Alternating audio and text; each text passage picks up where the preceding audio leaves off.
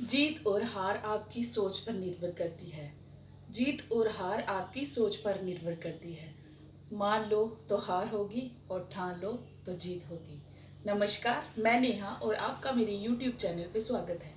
आज की वीडियो शुरू करने से पहले आपसे रिक्वेस्ट है कि मेरे चैनल को लाइक करें, सब्सक्राइब करें और ज़्यादा से ज़्यादा शेयर करें और बेल आइकन का बटन प्रेस करना ना भूलें ताकि मेरी हर वीडियो का नोटिफिकेशन आप तक पहुंच सके। चलिए आज की वीडियो की शुरुआत करते हैं। हमने लास्ट वीडियो में हमने क्या पढ़ा, क्रिया क्या है, क्रिया किसे कहते हैं। क्रिया वो है जिससे कि किसी कार्य के करने या होने का पता चले। क्रिया का अर्थ ही क्या होता है, करना, जिससे कि पता चले कि ये कार्य हो रहा है या ये कार्य कर रहा है। इसी को हम क्रिया कहते हैं। जैसे राम खेल रहा है तो राम क्या कर रहा है, खेल रहा है, तो उसकी खेलना ही उसकी क्रिया हुई। ये था हमारा क्रिया। आज हम पढ़ेंगे क्रिया के कितने भेद हैं। क्रिया के कितने भेद हैं, क्रिया के दो भेद हैं। कौन, क्रिया के कितने भेद हैं, दो, दो प्रकार।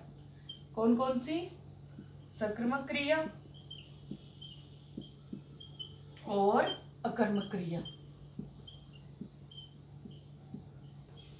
अब हम पढ़ेंगे कि सकर्मक और अकर्मक क्रिया होती क्या है।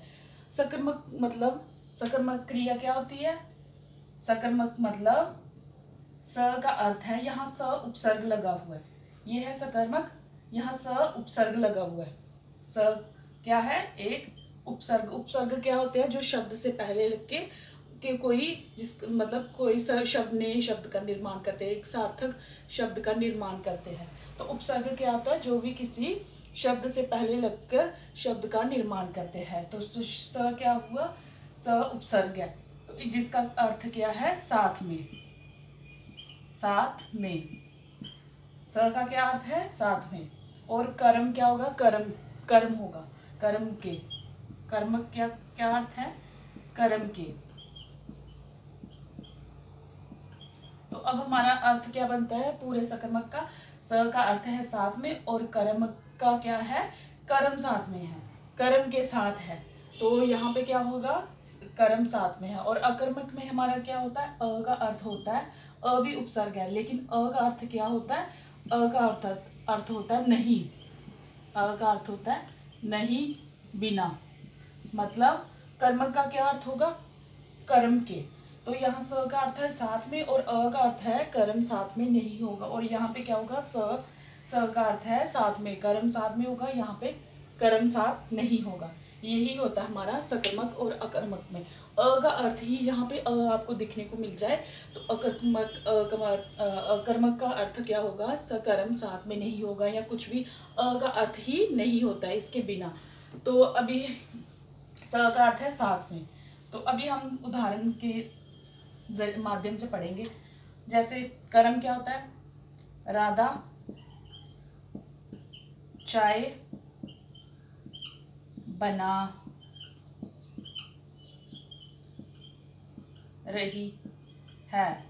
राधा क्या है, राधा क्या कर रही है, राधा चाय बना रही है। तो राधा क्या हुई हमारी, कर्ता, ठीक है, कर्ता। तो बना रही, बनाना क्या हुआ, क्रिया। बनाना क्या हुआ, बना रही है, क्रिया। और जो इनके बीच में ये क्या बना रही है, चाय, तो यही होगा हमारा कर्म। ये क्या होगा, कर्म। राधा चाय बना रही है। अगर हम सिंपल बोले कि राधा बना रही है तो ये क्या संपूर्ण वाक्य बनेगा, नहीं, ये संपूर्ण वाक्य नहीं होगा। इससे हमें नहीं पता चलेगा कि राधा क्या बना रही है, खाना बना रही है, चाय बना रही है, कुछ भी बना रही है। राधा बना रही है, ये संपूर्ण वाक्य नहीं होगा, जिससे कि कोई भाव प्रकट नहीं होगा। भाव क्या होगा, चाय बना रही, चाय बनाना ही भाव है।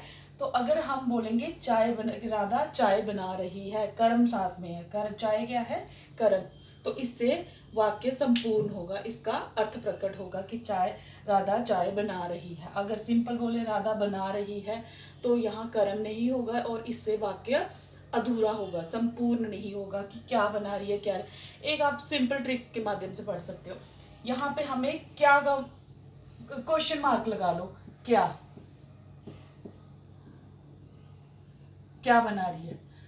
आप अगर सकर्मक क्रिया होगा तो उसमें मतलब ये होगा हमारा प्रश्न चिन्ह। प्रश्न चिन्ह क्या, क्या का उत्तर मिलेगा हमें, राधा बना रही है, राधा क्या बना रही है? चाय बना रही है। तो क्या आया ना आगे, राधा बना रही है। तो फिर अगर फिर से क्या आया तो राधा खाना बना रही है। तो ये होगा हमारा सकर्मक क्रिया। यहाँ पे क्या का उत्तर मिले। आगे एक और गीता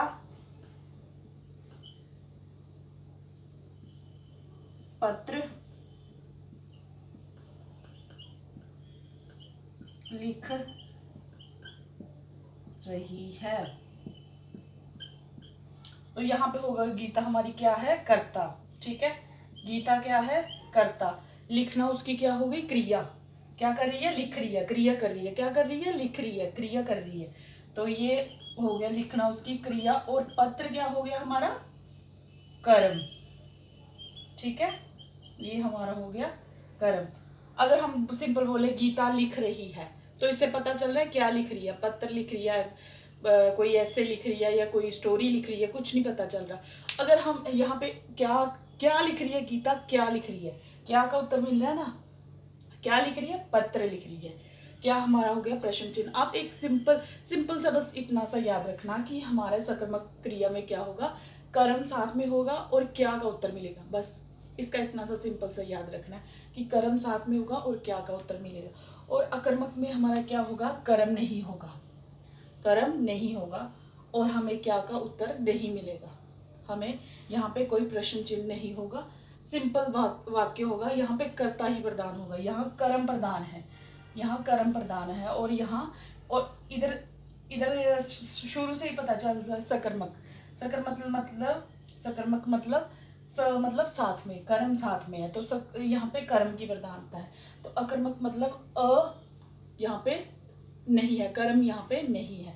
तो अकर्मक का मतलब ही क्या हुआ? यहाँ पे कर्म नहीं है। तो अगर कर्म नहीं है तो फिर कौन प्रधान होगा? कर्ता। कर्ता ही प्रधान होगा, यहाँ पे कर्ता प्रधान होगा। महेश बैठा है। आप बताइए, ये तो होगा कर्ता, महेश होगा कर्ता। तो इसमें यहाँ पे हमें क्या का उत्तर मिल रहा है कि क्या क्या बैठा है, क्यों बैठा है, क्या कर रहा है, क्या नहीं कर रहा। महेश बैठा है, सिंपल। यहाँ पे हमें प्रश्न चिन्ह नहीं लगाना पड़ेगा और ना ही हमें क्या की जरूरत पड़ती। यहाँ हमें क्या का उत्तर नहीं मिलेगा। यहाँ पे हमें क्या होगा? राधा चाय बना रही है। राधा क्या कर रही है? क्या कर रही है? चाय बना रही है। तो यहाँ पे थोड़ी आएगा महेश क्या कर रहा है। महेश सिंपल बैठा है, कुछ सिंपल ऐसे कुछ नहीं, कोई काम नहीं कर रहा, कोई कुछ नहीं, यहाँ पे बैठा है। यहाँ पे महेश ही प्रधान होगा। महेश मतलब कर्ता। आगे रमेश लिखता है।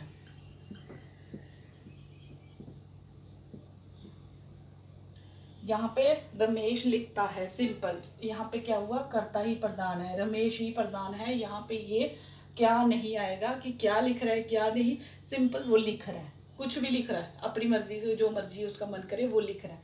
लेकिन हमें इधर पूछे, इधर प्रश्न चिन्ह आएगा, क्या का जवाब देना होगा कि क्या लिख रहा है। यहाँ पत्र लिख रहा है लेकिन यहाँ पे कुछ नहीं, यहाँ सिर्फ कर्ता ही प्रधान होगा कि रमेश लिखता है। रमेश पे ही सारा फोकस है। रमेश क्या है? हमारा प्रधान है, यहाँ पे कर्ता प्रधान है। तो ये हुआ हमारा अकर्मक क्रिया। यहाँ पे कर्ता प्रधान हो, वहां पे अकर्मक क्रिया और कर्म ना हो, और यहाँ पे कर्म हो और क्या का उत्तर मिले तो वो उसे कहेंगे हम सकर्मक क्रिया।